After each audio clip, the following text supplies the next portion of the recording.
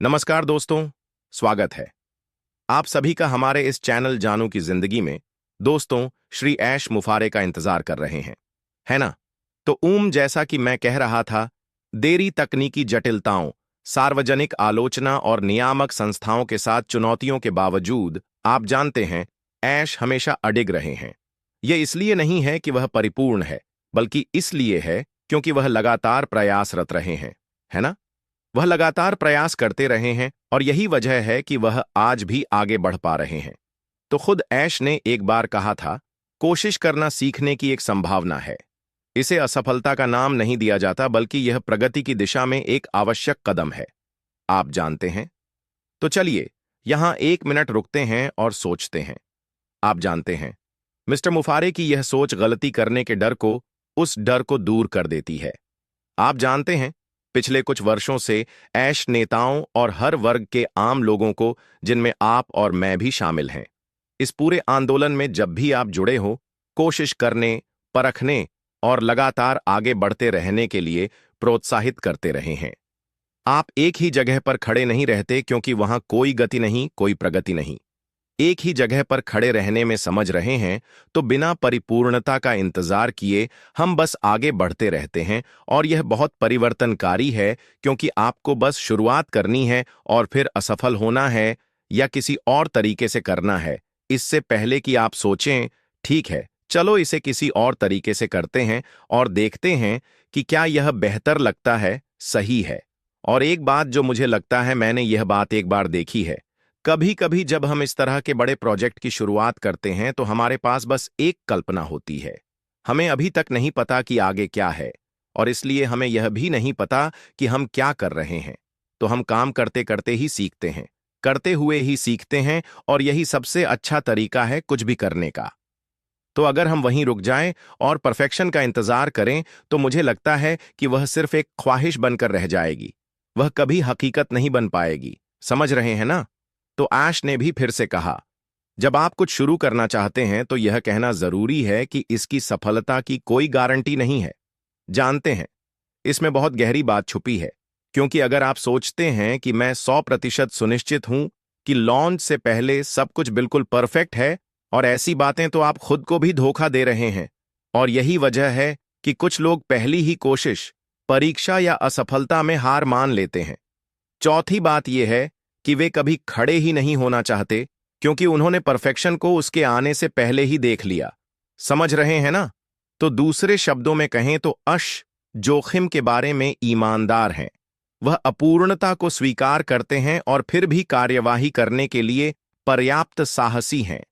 यही इस पूरे आंदोलन की खूबसूरती है। यह श्री मुफारे के बारे में अच्छी बात है, क्योंकि वह बहुत साहसी हैं। उनमें वह हिम्मत है जो लोग असंभव समझते हैं उसे करने की, है ना? तो उनकी पारदर्शिता ने हजारों लोगों को प्रेरित किया है।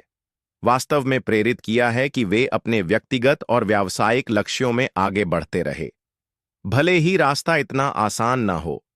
तो जो कुछ भी श्री मुफारे हमारे लिए कर रहे हैं, वह एक समग्र पैकेज है, क्योंकि इसमें हम सभी के लिए बहुत कुछ सीखने को मिल रहा है। बहुत सारे लोगों की सोच में बदलाव आ रहा है, बहुत परिवर्तन हो रहा है। व्यापार शुरू होने से पहले ही इतना विकास हो रहा है। समझ रहे हैं ना? तो यही इसकी खूबसूरती है, यही फर्क है। और हम देख रहे हैं कि वह अकेले नहीं है। तो अर्श मुफारे का एक और उदाहरण है। मुझे खुशी है कि मैं यह उदाहरण यहां वहां से ढूंढ पाया, है ना? उन्होंने कहा, सड़े हुए आड़ू की तरह मत गिरो, आम की तरह प्यारे बने रहो।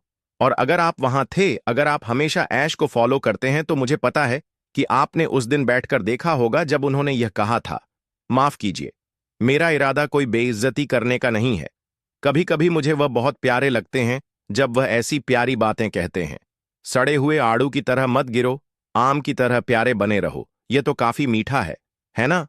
तो इसका हमारे लिए, आपके और मेरे लिए क्या मतलब है? तो जब चीजें मुश्किल हो जाएं, जब योजनाएं बिगड़ जाएं या संदेह मन में आ जाए, तब आप क्या करते हैं? आप अपनी स्थिति बनाए रखते हैं, है ना? अपनी कीमत बनाए रखें और अपनी मिठास बरकरार रखें। मुझे लगता है कि मिस्टर मुफारे यही कह रहे हैं, और यही है गरिमा के साथ लगातार प्रयास करना, है ना? मुझे अपनी नमकीनियत, अपनी मिठास, अपनी खूबसूरती, अपनी चमक खोने की जरूरत नहीं है, सिर्फ इसलिए कि एक छोटा सा अंधेरा पल आ गया है जो कि वैसे भी अस्थाई है ना? तो अब चलिए और भी बड़ा नजरिया अपनाते हैं और पूरी तस्वीर को देखते हैं। आश ही अकेले नहीं है जिन्होंने लगातार प्रयास से सफलता पाई है ना? हम एलन मस्क और स्पेस एक्स के बारे में जानते हैं। अगर मैं सही कहूं, स्पेस एक्स है ना? तो एलन मस्क क्या कहते हैं? उन्होंने कहा, यहां असफलता एक विकल्प है। आप जानते हैं, असफलता एक विकल्प है। अगर चीजें असफल नहीं हो रही हैं, तो आप पर्याप्त नवाचार नहीं कर रहे हैं, और कम से कम हर किसी को पता होना चाहिए कि एलन मस्क कौन है, उन्होंने क्या किया है और वे अभी भी क्या कर रहे हैं, है ना? और क्या होता है? उन्होंने यह नहीं कहा कि वह असफल नहीं हुए। वह कहते हैं कि यह एक विकल्प है, क्योंकि इसके बिना आप सीखते नहीं और कोई नवाचार नहीं होता, क्योंकि आप केवल तभी नवाचार करते हैं, आप केवल अलग, नई और सुंदर चीजें वहीं से बनाते हैं जहां आप असफल हुए थे। तो इस बारे में सोचिए, कई रॉकेट विस्फोट और सार्वजनिक असफलताएं भी मस्क को नहीं रोकती। वह कहते हैं, मैं अजय हूं, मैं लगातार आगे बढ़ रहा हूं, और आज स्पेस क्या है ना? तो यहां से हमें क्या सीखना है? यह हमारे लिए, आपके और मेरे लिए क्यों मायने रखता है? हम सभी के लिए जो मिस्टर मुफारा के अनुयायी हैं, व्यवसायी हैं, माताएं हैं, फ्रीलांसर हैं और सपने देखने वाले हैं, हम सबके लिए है ना?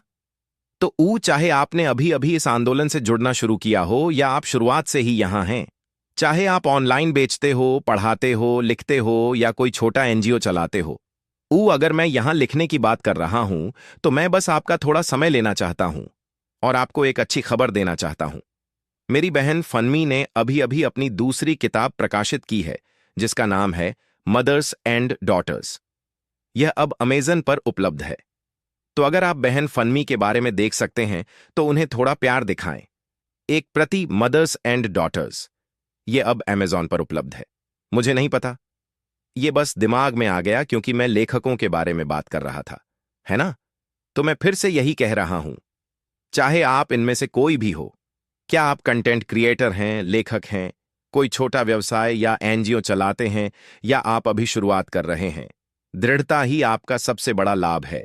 अगर आप लगातार नहीं रह सकते, अगर आप परसेंस नहीं दिखा सकते, तो आप कभी वहां नहीं पहुंच पाएंगे। मैं इन बड़े नामों से जितना सीख रहा हूं, उतना ही मैं खुद को धन्य मानता हूं कि मैं उन शक्तिशाली लोगों में से एक के नेतृत्व में चल रहे आंदोलन से जुड़ा हूं, जिनके कारण पूरी दुनिया में पूरी तरह से बदलाव आने वाला है। समझ रहे हैं ना? तो आपको एक परफेक्ट सिस्टम की जरूरत नहीं है, आपको एक लगातार रहने वाली भावना की जरूरत है। यह बहुत शक्तिशाली है दोस्तों, क्योंकि कभी कभी हम बस ऐसा सोचते हैं, हे भगवान, मेरे पास वो सब नहीं है जो चाहिए, मैं रुक नहीं सकता, मैं यह नहीं कर सकता, मैं वो नहीं कर सकता। इसमें परफेक्शन की जरूरत नहीं है, इसमें बस निरंतरता की जरूरत है।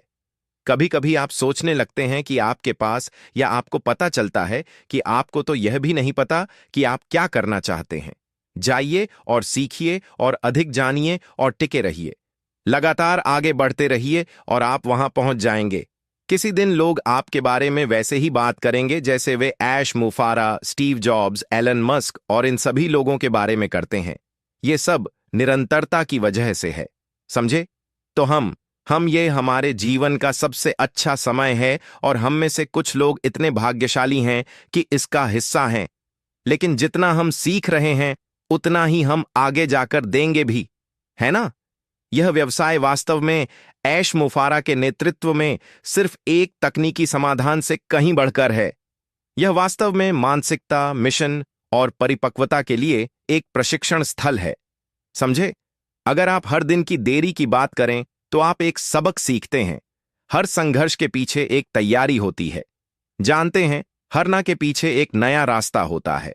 यही हम सीख रहे हैं, और यह वास्तव में मेरी व्यक्तिगत रूप से भी मदद कर रहा है, क्योंकि मैंने सीखा है कि कैसे और भी धैर्यवान बनना है, समझे? मैं बस सोचता हूं, चलो एक गहरी सांस लेता हूं। जैसे ही आप एक लंबी गहरी सांस लेते हैं और खुद को शांत करते हैं, चीजें बदल जाती हैं। आप तरोताजा महसूस करते हैं और फिर से शुरुआत करते हैं।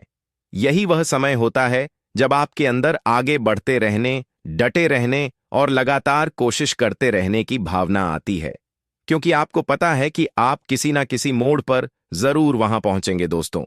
तो चलिए, इसी के साथ हम इस शक्तिशाली श्लोक के साथ समाप्त करते हैं। मुझे लगा कि यह एक सर्वव्यापी बात है। जीवन के हर पहलू, हर दृष्टिकोण में हम सभी इससे गुजरते हैं और यह धैर्य से जुड़ा हुआ है ना?